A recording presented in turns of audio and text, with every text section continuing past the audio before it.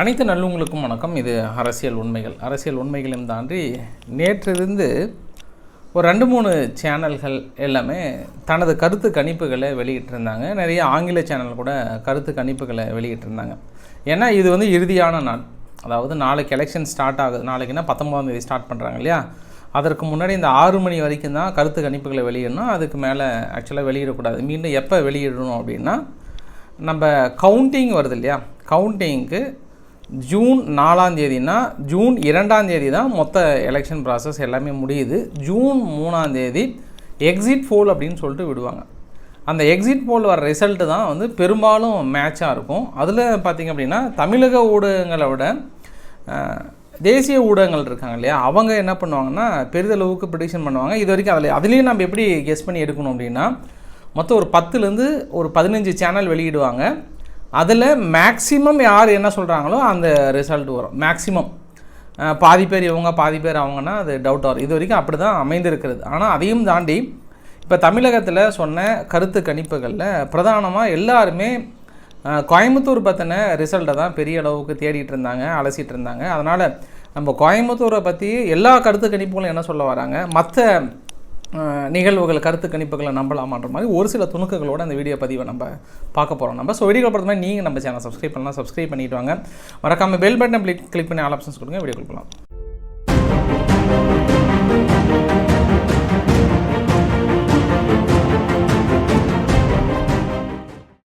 பெரும்பாலும் தமிழகத்தில் இருக்கக்கூடிய ஊடகங்கள் ஒரு சில சமயத்தில் ஒரு சில ரிசல்ட் வெளியே வரும்போது அது எந்த மாதிரியான ஆங்கிளில் பார்ப்பாங்கன்னா, ஒவ்வொரு சேனலும் ஒவ்வொரு கட்சிக்கு சாதகமாக வந்து சொல்லிட்டாங்க அந்த மாதிரி ஆங்கிளில் பார்ப்பாங்க. இப்போ எப்படின்னா, இப்போ நம்ம வந்து ஏதாவது ஒரு கட்சியை மனசுக்குள்ளே வச்சுக்கிட்டு அதுக்கு சாதகமான ரிசல்ட் வந்துச்சுன்னா இந்த சேனல் சொல்கிறது உண்மைதான் அப்படின்னு நம்ம நம்புவோம் இல்லையா? அந்த சேனல் இல்லை அவங்களுக்கு ஆப்போசிட்டுக்கு ஆதரவாக வந்து சொல்லிட்டாங்க அப்படின்னு அதை வசைப்பாடிடுவோம். இது வந்து ஹியூமன் நேச்சர், ஹியூமன் பிஹேவியர். இது ஏன்னா நேற்றைய கருத்து கணிப்பில் தந்தி டிவி வெளியிட்டிருந்தாங்க. தந்தி டிவி வெளியிட்ட பெரும்பாலான கருத்து கணிப்புகள் இது டிஎம்கே வராங்க 45லேருந்து 46 ஓட் ஷேரோட ஆல்மோஸ்ட் 34லேருந்து 35 பக்கம் ஜெயிச்சிடுவாங்க அப்படின்னு சொல்லியிருந்தாங்க. அதுக்கப்புறம் ஏடிஎம்கே வராங்க செகண்ட் பிளேஸ். அதுக்கப்புறம் லாஸ்ட்டாக 3வது பகுதி வந்து பிஜேபி வராங்க. ஆனால் அந்த ஓட் ஷேரிங் பர்சன்டேஜ் அப்படின்னு வரும்போது அவங்க யார், ஏடிஎம்கே 26, பிஜேபி 23, அந்த 3-4% தான் வித்தியாசன்ற மாதிரி. அதாவது அவங்க அதிகமாக காட்டுறாங்க, இவங்க கொஞ்சம் கம்மியாக வரும் அப்படின்றதுல தெளிவாக சொல்லியிருக்காங்க. ஸோ நேற்றுலேருந்து ஏடிஎம்கே பெருசாக ட்ரெண்ட் ஆகிட்டு இருந்தாங்க. ஏடிஎம்கே 2வது பிளேஸில் இருக்குது, ஏடிஎம்கே அழிச்சிருவோம்லாம் சொன்னாங்க, அதெல்லாம் சொன்னாங்க. ஆனால் தந்தி டிவியினுடைய கருத்து கணிப்பு அப்படி வரலன்னு சொன்னாங்க. ஸோ இப்போ இந்த நம்ம கருத்து கணிப்பு எப்படி எடுத்துக்கலாம்னா, அந்தந்த நபர்களுக்கு சாதகமான முடிவுகள் வரும்போது அதை நம்ம போற்றி புகழுவோம் இல்லையா? அது எந்த டிவியாக இருந்தாலும் சரி, அது எதிரி டிவியாக இருந்தாலும், அது சப்போஸ் நம்மளுக்கு பிடிச்ச சேனலாக இருந்தாலும் ஒரு பாயிண்ட் ஆஃப் வியூவில் பார்த்துடலாம். தந்தி டிவியை தாண்டி மற்ற சேனலுங்களில் என்ன மாதிரி போட்டிருந்தாங்கன்னா, அதாவது தந்தி டிவியில் என்ன சொன்னாங்கன்னா, ஓவராலாக 32லேருந்து 33 டிஎம்கே வந்துடும். சொல்லப்போனால் ஏடிஎம்கே வந்து ஒரு 3லேருந்து 4 பக்கம் வரதுக்கு வாய்ப்பு இருக்குது. பிஜேபி ஒரு 2லேருந்து 3, அவ்வளோ, அதுவே பெரிய சான்ஸ். அது கோயம்புத்தூர் இல்லை அப்படின்ற மாதிரி தான் வந்து சொல்லியிருந்தாங்க. அது தந்தி டிவியை தாண்டி மற்ற கருத்து கணிப்புகள், குறிப்பாக பாண்டியா அவர்கள் வந்து என்ன சொல்லியிருந்தாருன்னா, ஓட் ஷேரிங் அடிப்படையில் பிஜேபி செகண்ட் பிளேஸ் வருது, ஏடிஎம்கே தேர்ட் பிளேஸ் வருது. ஆனால் மக்கள் ஒரு மாற்றத்தை விரும்புகிறாங்க. நிச்சயம் பிஜேபி பெரிய அளவுக்கு வெற்றிகளை பெறும். ஒரு 6லேருந்து 7 ஆல்மோஸ்ட் 10 வரைக்கும் வரதுக்கு வாய்ப்புகள் இருக்குன்னு இருக்காங்க. ஸோ அவரை போற்றி புகழுவாங்க. யார்? பிஜேபி சார்பாக அவரை வந்து போற்றி புகழுவாங்க. ஆனால் கோயம்புத்தூர் பொறுத்த வரைக்கும் நம்ம 2-3 ஆங்கிளில் நம்ம பார்த்தலாம். இன்னும் நான் மற்ற விஷயங்களை சொல்கிறதுக்கு முன்னாடி கோயம்புத்தூரை நான் சொல்லிட்டு சொல்கிறேன். ஏன் அப்படின்னா, தந்தி டிவியோட கருத்து கணிப்பில் கோயம்புத்தூர் பாருங்கள் 3வது பிளேஸ்ன்னு சொல்லியிருக்காங்க. 26%லேருந்து 32% பிஜேபி. திமுக வந்து 31லேருந்து 37, அதிமுக வந்து 28லேருந்து 34% இருக்கிறது. அதுலேயும் ஒரு விஷயத்தை வந்து குறிப்பிட்டிருந்தாங்க. சப்போஸ் ஏடிஎம்கே வந்து திமுகவுக்கு போட சொல்லிட்டாங்கன்னா அதுவுமே கொஞ்சம் கஷ்டம்தான் அப்படின்ற மாதிரி வந்து சொல்லியிருந்தாங்க. ஆனால் அந்தளவுக்கு ஒரு கட்சி வந்து நம்மளுக்கு வேண்டாம் அவங்களுக்கு போடுங்கன்னு ஒரு சார்பாக சாய்வதற்கு வாய்ப்புகள் இல்லை. அதுவும் குறிப்பாக கோயம்புத்தூரில் எங்கே இந்த மாதிரியான ஓட்டுக்கள்லாம் சாயும் அப்படின்னா, பெரும்பாலும் கட்சிகள் அப்படின்னு முத்திரை குத்தப்படுகிற விடுதலை சிறுத்தைகளாக இருக்கட்டும், இல்லை பிஎம்கேவாக இருக்கட்டும், இந்த மாதிரியான கட்சிகளுக்கு எதிர்த்தரப்பில் வேணால் இந்த மாதிரி ஒன்றா சேருவாங்க எதிர்கட்சிகள்லாம். ஃபார் எக்ஸாம்பிள் இப்போ பிஎம்கே வந்து ஒரு தொகுதியில் நிற்கணும் அப்படின்னும் போது பிஎம்கே விழுதுன்னா அந்த இடத்துல வந்து இவங்க ஏடிஎம்கே இவங்க டிஎம்கேன்னா பார்க்க மாட்டாங்க, ஆஃபனண்ட்டாக எல்லாருமே எதிராக குத்துவாங்க. விடுதலை சிறுத்தைகள் நிற்கும் போது என்ன பண்ணுவாங்கன்னா ஒரே டைமில் ஒன்றா ஓட்டு போடுவாங்க, எதிராக ஓட்டு போடுவாங்க, கட்சி பார்க்க மாட்டாங்க. ஆனால் அங்கே அப்படி இல்லை, அப்படி கிடையாது. அங்கே வந்து வேறு விதமாக தாக்கத்தை ஏற்படுத்தும். அதனால் அந்த மாதிரி பிஜேபி அவங்களோட இணைந்து வீழ்த்துவதற்கு வாய்ப்புகள் இல்லைன்ற ஒரு ஆங்கிளில் நம்ம பார்த்துடலாம். அதே வேறு கட்சிகள் இருந்தது அப்படின்னா இப்போ பிஎம்கே, விடுதலை சிறுத்தைகள், அப்புறம் எஸ்டிபிஐ, இந்த மாதிரியான கட்சி, கொங்கு, இந்த மாதிரியான கட்சிகள்லாம் நின்றுது அப்படின்னா அதெல்லாம் முத்திரை குத்தப்பட்ட கட்சிகள். அதனால் இவங்கெல்லாம் என்னென்னா பெரும்பாலும் வாய்ப்புகள் என்னதான் சமூக நீதி இருக்குது அப்படின்னு சொல்லப்பட்டாலும் மக்கள் மத்தியில் பரவலாக பேசப்படுகிற விஷயங்களை நான் சொல்கிறேன் நான். சரி, இதில் இன்னொரு ஆங்கிள் என்னென்னா அவங்க வராதுன்னு சொல்லிட்டாங்களா தினத்தந்தி. இப்போ தினமலர் நார்மலாகவே அவங்க யாருக்கு சப்போர்ட்டிவாக இருப்பாங்கன்னா அவங்க பிஜேபி தான் சப்போர்ட்டாக இருப்பாங்க. ஆனால் தினமலருமே கூட என்ன போட்டிருந்தாங்கன்னா பெரும்பாலும் கோயம்புத்தூரும் கொஞ்சம் டவுட்டு தான் அப்படின்ற மாதிரி தனது டிவி விவாதத்தில் பெரிய அளவுக்கு போட்டிருந்தாங்க. கோயம்புத்தூர் இன்னும் 2-3 தொகுதி தான் மேபி சான்சஸ் இருக்குது, மீதிலாம் கொஞ்சம் டவுட்டு தான். அதுவும் பிஜேபி கூட்டணியில் இருக்கக்கூடிய பிஎம்கே வந்து எங்கேயுமே எல்லா இடத்துலையுமே டவுட்டு தான், வாய்ப்புகள் இல்லை அப்படின்ற மாதிரி வந்து சொல்லியிருந்தாங்க. ஆக்சுவலாக தினமலர் கொடுத்த கருத்து கணிப்பில் கோயம்புத்தூர் என்ன காட்டியிருக்காங்க அப்படின்னு பார்த்தோன்னா பிஜேபி கிட்டத்தட்ட 39% பக்கம் வரும், அதிமுக 26, திமுக 27% வரும் அப்படின்ற மாதிரி சொல்லும்போது பிரகாசமாக சொல்கிறாங்க.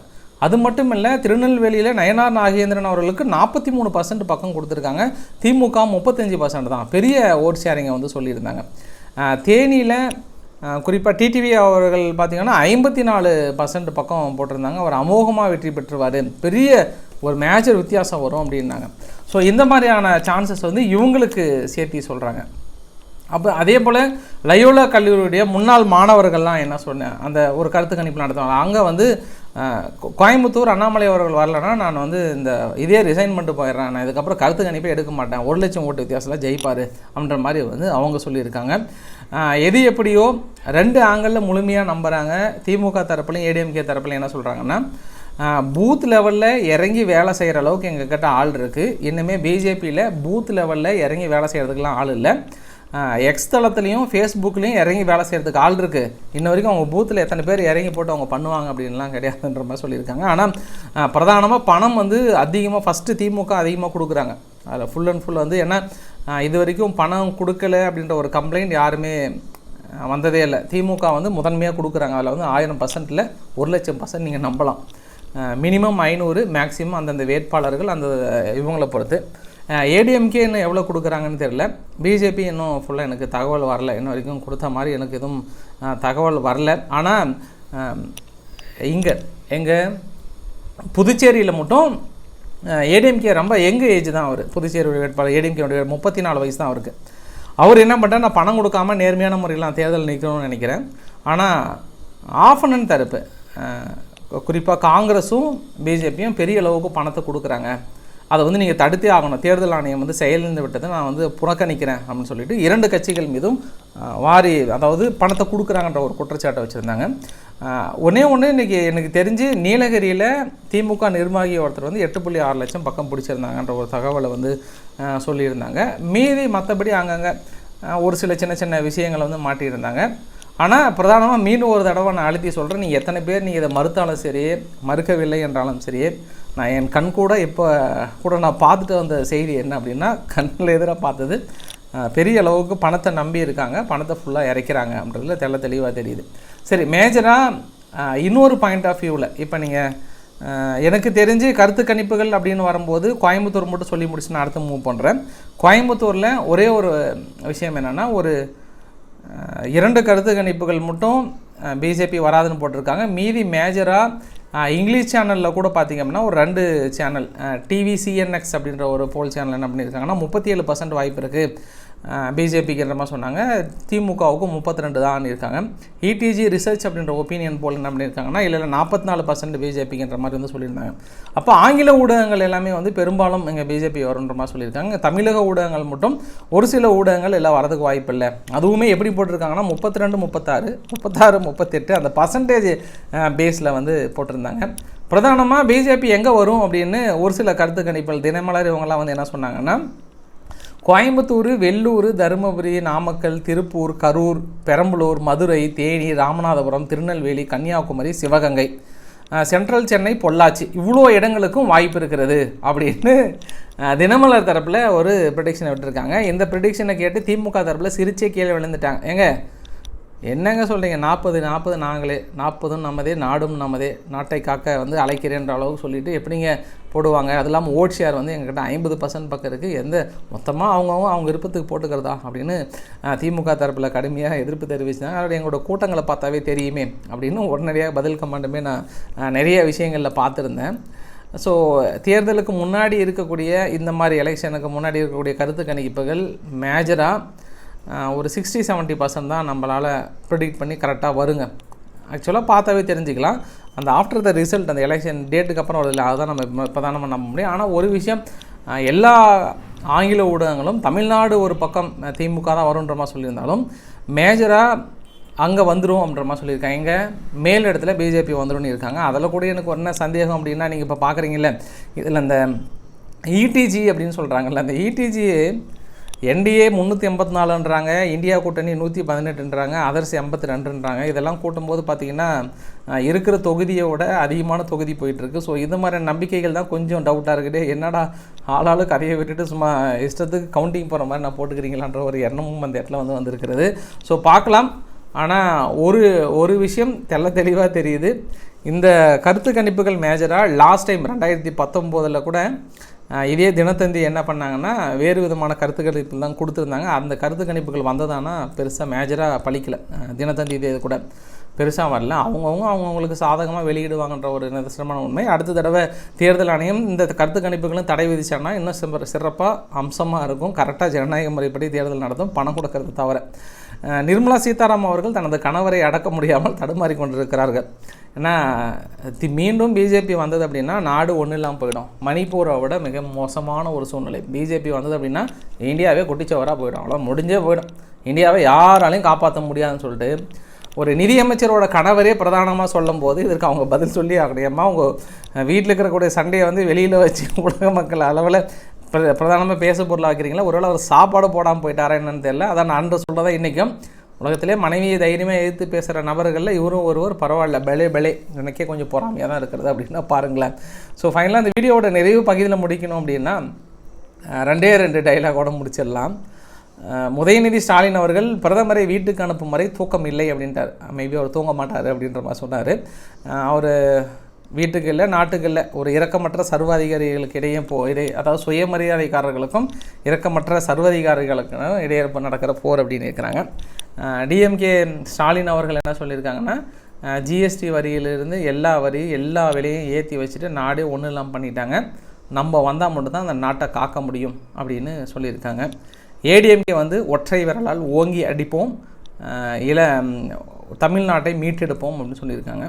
பிஜேபி சார்பாக வந்து நாங்கள் பண்ணாது என்ன எல்லாத்தையும் பண்ணியிருக்கோம், மேலும் 3.0வில் இதை விட ஒன்று மிக சிறந்த அளவுக்கு பண்ண போகிறோம்ன்ற அளவுக்கு வந்து சொல்லியிருக்காங்க. ஸோ என்ன மேஜராக பிரதானமாக பங்களிக்குது அப்படின்றத நம்ம பார்த்துடலாம். ஸோ உங்களோட கருத்துக்கள் வரவேற்கப்படுகிறது. இதில் இன்னொரு விஷயம் ஃபைனலாக ஒன்று சொல்லி முடிச்சிடுறேன். இந்தியா டைம்ஸ் நவ் இவங்க மேஜராக பிஜேபி சார்பாக தான் கொடுப்பாங்க ஓரளவுக்கு. அவங்க என்ன சொல்லியிருக்காங்கன்னா, திமுக 26% ஓட் ஷேர் வரும், காங்கிரஸ் 18% வரும், ஏடிஎம்கே 17 வரும், பிஜேபி 19% வரும், அதர் 20% அப்படின்னு இருக்காங்க. அதர் 20% அப்படின்னா அது வந்து நாம் தமிழர் அப்போ 20%னா இரண்டாவது மிகப்பெரிய கட்சின்னு சொல்ல வராங்களா? இதுவுமே கேள்விக்குறியாக தான் இருக்கிறது. ஸோ நம்ம ஜனநாயக முறைப்படி ஓட்டு போட தயாராகிடலாம். ஆல்மோஸ்ட் இந்த வீடியோ வெளியே வரும்போது கேம்பிங் எல்லாமே க்ளோஸ் ஆகிருக்கும்ல. ஸோ ஹோப் இன்றைக்கி ஒரு தகவலை கவர் பண்ண நினைக்கிறேன். நாளை வேறு விதமான தகவலோட நம்ம இதுக்கப்புறம் தேசிய செய்திகளுக்கு போயிடலாம். மற்ற மாநிலங்களில் எங்கெங்கே என்ன நடக்குது, அங்கே யார் வெற்றி வாய்ப்புகள் பெறுவாங்கன்ற மாதிரி எனக்கு அதில் தான் இன்ட்ரெஸ்ட்டாக இருக்குது. தமிழக கல நிலவரத்தை விட எனக்கு தேசிய செய்திகள் கொஞ்சம் இன்ட்ரெஸ்ட்டாக இருக்கும். நம்ம அதை நோக்கி போக ஆரம்பிச்சிடலாம். ஸோ பிடிச்சிருந்தால் லைக் பண்ணுங்கள், ஃப்ரெண்ட்ஸுக்கு ஷேர் பண்ணுங்கள், சப்ஸ்கிரைப் பண்ணுங்கள். ரவிக்குமார் அரசியல் உண்மைகள். நன்றி, வணக்கம்.